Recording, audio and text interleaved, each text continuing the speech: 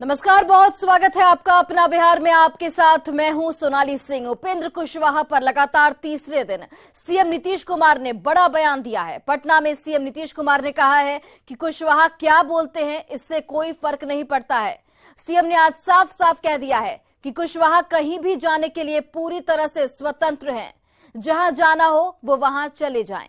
CM ने JDU के कमजोर होने की बात को सिरे से यहां पर खारिज कर दिया है। सीएम ने कहा कि आज जेडीयू के 75 लाख सदस्य हो चुके हैं। जेडीयू पहले से और भी मजबूत हुई है। और बताते चले आपको कि उपेंद्र कुशवाहा लगातार जेडीयू पर सवाल उठा रहे हैं और कुशवाहा के सवाल पर सीएम लगातार जवाब भी दे रहे हैं। आज तीसरा दिन था जब सीएम ने उपेंद्र कुशवाहा पर तल्ख टिप्पणी की है।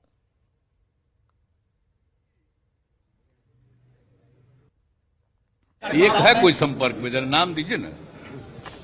जो खुद संपर्क में जाना चाहता है वही सब बोलते रहता है, क्या कीजिएगा। अरे किस किस को कितना बढ़ाए, कौन कहां चला गया, जाने दीजिए। जो चला जाए, जिसको जब जाना हो, जितना जल्दी जाना हो, जितना बोलना है बोलते रहिए। आज जिस दिन मन करे उस दिन चले जाइए।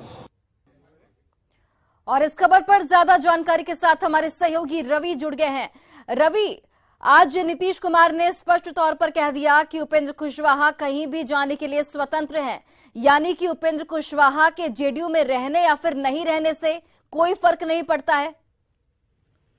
जी बिल्कुल। और कई दिनों से जिस ढंग से उपेंद्र कुशवाहा लगातार सवाल खड़े कर रहे थे और उन्होंने स्पष्ट तौर पर कहा था कि नीतीश कुमार जब भी कमजोर रहे हैं मैं साथ में रहा हूं और पार्टी कमजोर हो रही है।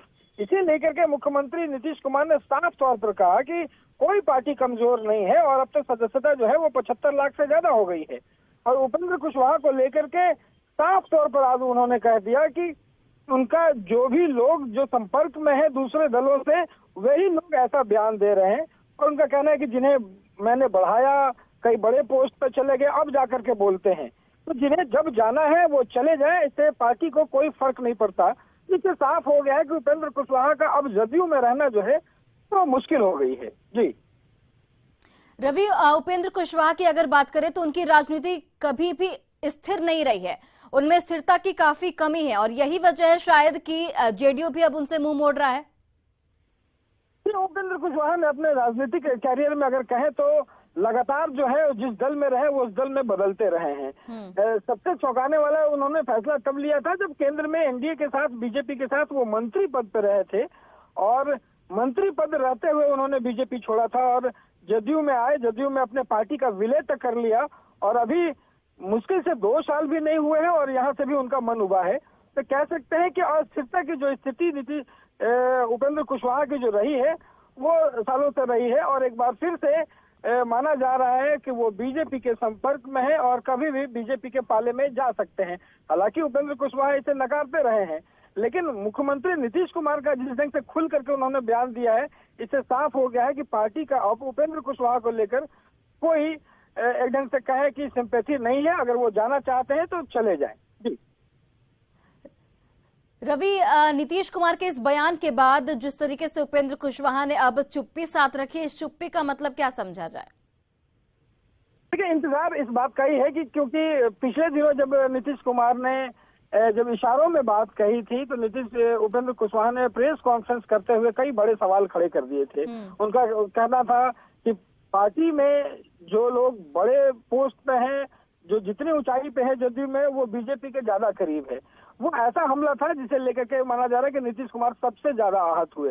उपेंद्र कुशवाहा ने तो यहाँ तक कह दिया कि आरजेडी के साथ क्या डील हुई है ये बताया जाना चाहिए। अब एकदम साफ हो गया है नीतीश कुमार के बयान से कि उपेंद्र कुशवाहा को लेकर के अब पार्टी में कोई जगह बचती हुई नहीं दिखाई पड़ रही है। चलिए, अब बिल्कुल रवि, बहुत बहुत धन्यवाद तमाम जानकारियों के लिए। और दरअसल देखिए, जेडीयू संसदीय बोर्ड के अध्यक्ष उपेंद्र कुशवाहा के हाल के बयानों से ये साफ तौर पर लग रहा है कि वे पार्टी से नाराज चल रहे हैं। मंगलवार को जेडीयू के और आरजेडी में डील की बात कहकर बिहार की सियासी गर्मी को और उन्होंने बढ़ा दिया। कुशवाहा ने सीएम नीतीश कुमार को कमजोर करने की साजिश के साथ पार्टी में खुद को दरकिनार करने की साजिश का आरोप लगाया था। सुनिए उन्होंने क्या कुछ कहा था। नीतीश जी कमजोर हुए राजनीतिक रूप से तो हम उनके साथ फिर से आगे खड़े हैं मजबूती से और आज भी उनके साथ कहीं से कोई प्रहार होता है तो उपेंद्र कुशवाहा मजबूती के साथ उनके साथ खड़ा रहता है, खड़ा है। लगातार जनता दल यूनाइटेड कमजोर हो रहा है, यह बात हमने लगातार कही और आज भी हम इस बात को दोहरा रहे हैं जननायक कर्पूरी ठाकुर जी की जयंती के अवसर पे कि उनके अरमानों के अनुकूल बिहार में चलने वाली ताकत आज कमजोर पड़ रही है।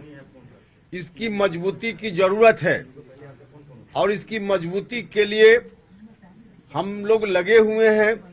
राष्ट्रीय जनता दल की ओर से आधिकारिक रूप से यह बात कही जा रही है कि डील हुआ है, गठबंधन बनाते समय डील हुआ है। अब क्या डील हुआ है आज हम भी जानना चाहते कि क्या डील हुआ है, क्योंकि जिस तरह से राष्ट्रीय जनता दल के लोग कह रहे हैं सीधे तौर पे नीतीश कुमार जी को खारिज करने की बात कर रहे हैं। नीतीश कुमार जी को हटाकर अब क्या लोग चाहते हैं फिलहाल वही बताएंगे, लेकिन डील की बात लोग करते हैं तो डील का खुलासा होना चाहिए। उपेंद्र कुशवाहा पर टिप्पणी करने के बजाय क्या डील हुआ है, जो लोग डील में रहे हैं उनको बताना चाहिए कि आखिर डील क्या हुआ है। उपेंद्र कुशवाहा इस डील को जानना चाहता है। तो एक साजिश उपेंद्र कुशवाहा के खिलाफ भी अब चल रही है और यह साजिश उपेंद्र कुशवाहा के खिलाफ नहीं है, यह साजिश सीधे नीतीश कुमार जी के खिलाफ है।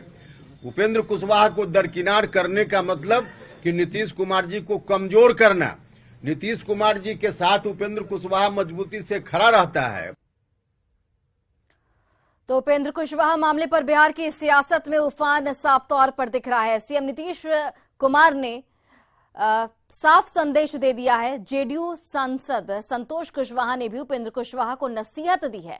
वहीं आरजेडी ने कहा है कि बयानवीरों के बयान से कुछ नहीं होता और राज्य में केवल लालू नीतीश के पास ही जनाधार है। वहीं बीजेपी ने कहा है कि जंगलराज के खिलाफ जनता गोलबंद हो रही है और इस पर खोला नहीं गया है, लेकिन बल्कि जनता ही इन लोगों को सबक सिखाएगी।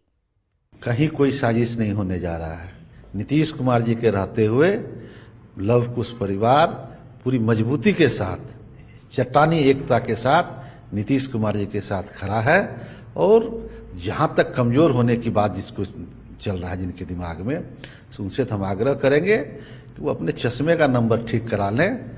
जो बेचैन आत्मा की तरह इधर उधर भटक रहे हैं वो छोड़ के मुख्य धारा में जुड़े रहें, उसी में उनकी भलाई है।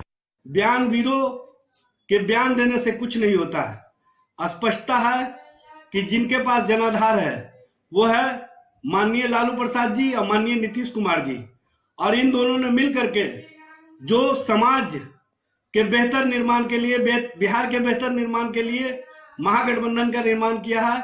ये मील का पत्थर साबित होगा और इसके माध्यम से हम देश में परिवर्तन के कारक बनेंगे। जिन नेताओं ने, जिस जनता ने नीतीश कुमार को इस ऊंचाई तक पहुंचाया था, वो सारी शक्तियां, सारे एमपी एमएलए इनके खिलाफ चले गए हैं और इनको अब जंगल राज के साथ जो ये गठबंधन किए हैं तो उसके लिए इनको सबक सिखाने का काम करेगी और इनका खेल तो पहले से ही जनता बिगाड़ चुकी है।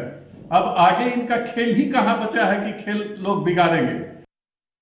बिहार के लोगों को भ्रम में डालकर अपनी सत्ता लोलुपता और प्रशासनिक अराजकता के माध्यम से भ्रष्टाचार चरम पर पहुंचा रहे हैं। ये सत्ता सिर्फ भ्रष्टाचार के लिए बना है। ये सत्ता कोई सिद्धांत के लिए नहीं, ये सत्ता कोई सेवा के भाव के लिए नहीं बना है।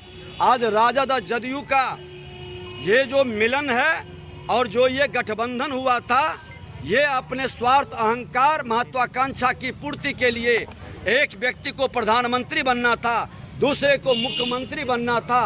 प्रधानमंत्री और मुख्यमंत्री की कुर्सी के डील के कारण ये समझौता हुआ था और माननीय उपेंद्र कुशवाहा जी कभी कभी सच को बोल देते हैं, लेकिन ये भी पूरी सच नहीं बोल पाते हैं। जब स्वार्थ का गठबंधन होता है तो ये महागठबंधन नहीं, महाठगबंधन है। और पूर्व केंद्रीय मंत्री आरसीपी सिंह के समर्थक कन्हैया सिंह ने दावा किया है कि जेडीयू में आरसीपी पार्ट 2 की शुरुआत हो चुकी है। पहले आरसीपी सिंह को किनारा किया गया और अब उपेंद्र कुशवाहा निशाने पर आ चुके हैं। उन्होंने ये भी दावा किया कि आरसीपी सिंह कमजोर होने वाले बिल्कुल नहीं हैं। जेडीयू पार्टी में आरसीपी पार्ट 2 स्टार्ट हो गया है। आप देखिए, जेडीयू पार्टी में बड़ा सुनियोजित तरीका से जो भी एक बड़ा चेहरा होता है ना, उसके लिए षड्यंत्र किया जाता है। और ये षड्यंत्र कोई और नहीं, उनके भूंजा पार्टी के लोग करते हैं, क्योंकि ये लोग इनकम्पिटेंट हैं। जब जैसे ही लगता है कि कोई एक बड़ा चेहरा इन पे हावी होने वाला, लोगों के बीच प्रसिद्धि पा रहा है, लोगों के बीच पैठ बना रहा है, तो ये लोग एक सुनियोजित तरीका से उस व्यक्ति पे हमला करना स्टार्ट करते हैं। और वहीं उपेंद्र कुशवाहा के बयान पर आरजेडी सांसद मनोज झा ने कहा कि कुशवाहा जेडीयू के संसदीय बोर्ड के अध्यक्ष हैं और सीएम नीतीश कुमार ने इसे लेकर स्थिति स्पष्ट भी कर दी है। मेरा सीधे तौर पे कहना है कि कुशवाहा जी जदयू के सदस्य हैं, उनके पार्लियामेंट्री बोर्ड के चेयरमैन हैं और 3 दिन पूर्व मुझे जहां तक स्मरण है कि माननीय मुख्यमंत्री जी ने स्थिति बिल्कुल स्पष्ट कर दी है। तो उसके बाद ये स्पेकुलेटिव सवाल और उसके जवाब के लिए अफवाह सत्य को रिप्लेस कर दे, उसके लिए कोई जगह नहीं पड़ती। और वाल्मीकिनगर से जेडीयू विधायक रिंकू सिंह ने दावा किया है कि कमजोर होने की जगह जेडीयू पार्टी और भी ज्यादा मजबूत हुई है। उन्होंने कुशवाहा इफेक्ट से इनकार करते हुए आरजेडी नेताओं की ओर से जारी बयानबाजी पर लगाम लगाने की तेजस्वी यादव से अपील की है। तो मैं तो तेजस्वी से आग्रह करना चाहूंगा कि जितने भी राजद के वैसे नेता जो कि समाज को तोड़ने का काम करें और महागठबंधन में दरार बनाने का काम कर रहे हैं, उन नेताओं पर सख्त से सख्त कार्रवाई करें ताकि उनका ये बेतुका बयान बंद हो। क्योंकि जिस दिन ये बेतुका बयान बंद हो जाएगा ना, उनका बेतुका बयान आना बंद हो जाएगा, मुझे लगता है भाजपा हो या उपेंद्र कुशवाहा जी हो, उनको कोई मुद्दा वैसा नहीं मिलेगा जिसपे वो समाज के सामने रख सके या समाज के सामने कोई बात कह सके।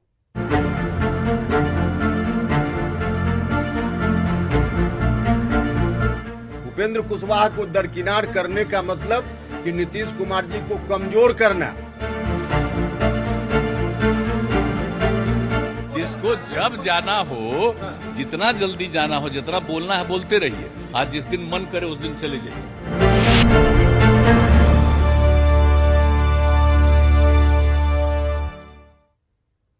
और बड़ी खबर पूर्णिया से आपको बताते चले, जहां पर बस में महिला से छेड़छाड़ की गई है। चलती बस से महिला कूदी है। महिला की हालत फिलहाल गंभीर बताई जा रही है। दार्जिलिंग की रहने वाली महिला है। वैशाली में शिक्षक जो महिला है वो पीड़ित बताई जा रही है। पुलिस इस पूरे मामले की छानबीन में जुटी हुई है और हमारे सहयोगी कुमार प्रवीण इस वक्त जुड़ गए हैं। प्रवीण, क्या कुछ जानकारी मिल पा रही है? महिला की स्थिति कैसी है इस वक्त? दार्जिलिंग के डोकेंद्रा की रहने वाली है, जिनका नाम पीमा लेमू है और इनकी स्थिति काफी खराब है। इनका कहना है कि वो रात में एक कंचनजंगा बस से वैशाली से वो दार्जिलिंग जा रही थी, सिलीगुड़ी जा रही थी और इसी रास्ते में उन्हें 3-4 लड़के बस में सवार थे जो उनके साथ छेड़खानी का प्रयास किए। इसकी शिकायत उन्होंने ड्राइवर से भी की, हालांकि कुछ उनको सहायता नहीं मिली। इसके बाद वो बस से कूद गई और कूदने के कारण उनकी स्थिति काफी गंभीर हो गई। वहीं एसपी आमिर जावेद का कहना है कि गश्ती की टीम उधर जा रही थी तो वो सिलीगुड़ी जाने के लेन में वो महिला को घायल अवस्था में देखी तो उसको लेके अस्पताल लाई। अस्पताल से फिर उन्हें पूर्णिया मेडिकल कॉलेज रेफर किया गया। महिला के परिजन भी यहाँ पहुंच चुके थे और यहाँ से उन्हें सिलीगुड़ी के लिए ले जाया गया है। और एसपी का कहना है कि प्रवीण, बहुत बहुत धन्यवाद तमाम जानकारियों के लिए। बेगूसराय से बड़ी खबर, जहां पर युवक की गोली मारकर हत्या कर दी गई है। बाइक सवार अपराधियों ने गोलीबारी की इस वारदात को अंजाम दिया है। नगर थाना के सुभाष चौक की ये पूरी घटना बताई जा रही है। तो युवक की गोली मारकर हत्या कर दी गई है। बाइक सवार अपराधियों ने इस वारदात को अंजाम दिया। फिलहाल पुलिस इस पूरे मामले की छानबीन में जुट गई है। और इस वक्त की बड़ी खबर आपको बताते चलिए, सीएम नीतीश कुमार ने एक बार फिर से बिहार के लिए विशेष दर्जे की मांग को दोहराया है। सीएम नीतीश कुमार ने कहा कि केंद्र बिहार की मदद करे। सीएम ने यह आरोप लगाया कि केंद्र सरकार बिहार को मदद नहीं कर रही है।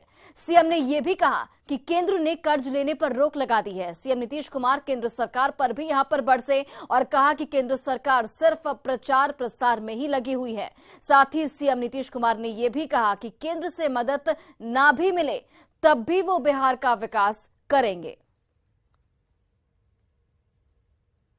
क्या करें, हम लोग की तो मांग आज से है। आप लोग को तो सब मालूम होगा कि हम लोग तो शुरू से कह रहे हैं इस चीज की मांग, और कितना ज्यादा हम लोगों ने 11, 12, 13 कहां नहीं किया है मीटिंग, और सब मांग करते रहे, बाद में मांग करते रहे, लेकिन नहीं हुआ है। तब अपनी तरफ से हम लोग प्रयास कर रहे हैं, और बाकी तो देखना ही है। अब देखना चाहिए ना केंद्र को कि आखिर हर राज्य का, देश का विकास होना चाहिए, तो हर राज्य का नहीं विकास करेंगे, तो हर राज्य के विकास के लिए तो जरूरी न है, तो देखना चाहिए। अगर वो देखते तो अभी भी और भी अब देख रहे हैं हम लोग कि मान लीजिए हम लोगों को बहुत ज्यादा और काम करवाना चाह रहे, तो हम लोग सोच रहे हैं हम लोगों को और भी अगर नहीं दे रहे हैं तो हम लोग कर्ज लेना चाहते हैं। तब आजकल उस सब पर भी रोक लगाए हुए। इसका मतलब जो गरीब राज्य है अब तो अपना कर्जा भी नहीं लेगा और कुछ आगे नहीं बढ़ेगा ज्यादा। ये कौन काम ये लोग कर रहे हैं? इसके पहले कभी केंद्र सरकार ने इतना इंटरफेरेंस नहीं किया। और पटना के एन कॉलेज में सीएम नीतीश कुमार ने बिहार के पूर्व सीएम एसएन सिन्हा की प्रतिमा का अनावरण किया। इसके साथ ही सीएम नीतीश कुमार ने एन कॉलेज के कई भवनों का उद्घाटन भी किया। सीएम ने ई लर्निंग सेंटर, परीक्षा भवन का और 10 करोड़ की लागत से बने ऑडिटोरियम का यहां पर उद्घाटन किया। वहीं अब लड़कियों के लिए छात्रावास की भी यहां पर सुविधा होगी। मुख्यमंत्री नीतीश कुमार ने आज एन कॉलेज को बड़ा तोहफा दिया है, और आपको बता दें कि सबसे पहले वो आने के बाद जो सत्येंद्र नारायण सिन्हा हैं उनकी जो प्रतिमा है उसका अनावरण किया। और इसकी मांग जो है बहुत सालों से हो रही थी, और एन कॉलेज के कैंपस में सत्येंद्र नारायण सिन्हा का जो प्रतिमा है वो लगाई गई है। उसके साथ साथ सबसे बड़ा तोहफा सत्येंद्र नारायण सिन्हा ऑडिटोरियम के रूप में दिया गया है, जहां पे आपको बता दें कि बिहार के लगभग सभी विश्वविद्यालयों की बात कर ले तो इसमें सबसे नायाब जो है वो एक सभागार का निर्माण किया गया है। और सबसे बड़ी बात है कि यहाँ पे ई लर्निंग सेंटर का उद्घाटन हुआ है, और साथ साथ परीक्षा केंद्र जो है वो सबसे बेहतर सुविधा मिली है, जिसमें 1000 छात्र जो है वो एक साथ परीक्षा दे सकेंगे। और इसके जो प्रिंसिपल हैं वो हमारे साथ हैं। सर, आज का दिन एन कॉलेज के लिए कितना बड़ा दिन है? बहुत बड़ा ऐतिहासिक महत्व का है। जिस महापुरुष ने इस महाविद्यालय को बनाया और उनकी प्रतिमा किसी कारणवश नहीं स्थापित हो पाई, हम लोग उनकी प्रतिमा को जीवंत यहाँ स्थापित किए हैं। ये अपने आप में बड़ा काम है। और कितने सुविधाओं का आज यहाँ देखिए, हम लोगों ने ई लर्निंग सेंटर खोला है।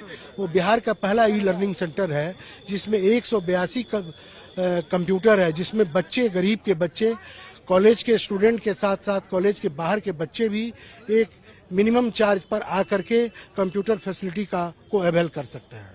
परीक्षा भवन कहा जा रहा है कि काफी बेहतर ऑडिटोरियम जो है वो शायद ही बिहार के किसी भी महाविद्यालय में ऐसा ऑडिटोरियम नहीं है, और परीक्षा भवन भी नहीं है। मैं ऑडिटोरियम बनाने के लिए माननीय मुख्यमंत्री जी को धन्यवाद देता हूं। मैं साथ साथ तत्कालीन शिक्षा मंत्री अशोक चौधरी को भी धन्यवाद देता हूं कि महागठबंधन की पहली बार जब सरकार थी तो उन्होंने ई लर्निंग सेंटर और परीक्षा भवन दिया था।